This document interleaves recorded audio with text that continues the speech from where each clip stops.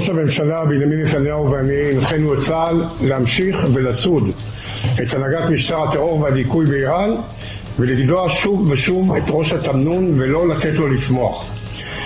נשיא ארצות הברית דונלד טראמפ דיבר על קצב התחלופה הגבוה של מנהיגות איראן.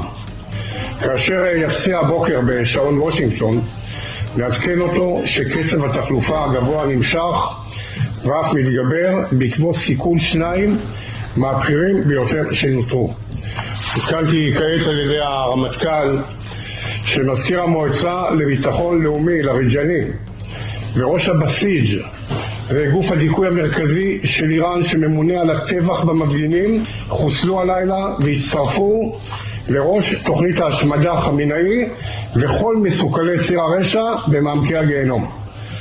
צה"ל ממשיך לפעול באיראן בעוצמה רבה מול מטרות משטר ובדיכוי יכולת שיגור הטילים ובהרס תשתיות אסטרטגיות מרכזיות בכל התחומים ומחזיר את איראן עשרות שנים אחורה. תוכנית ההשמדה מושמדת ומנהיגיה ויכולותיה מסוכלים.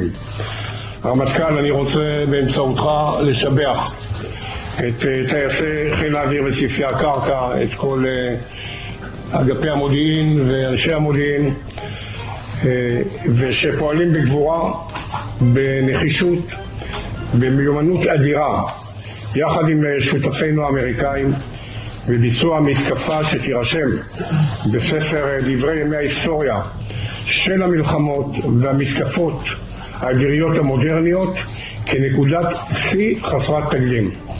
כל הכבוד לצה"ל ותמשיכו כך. בהצלחה.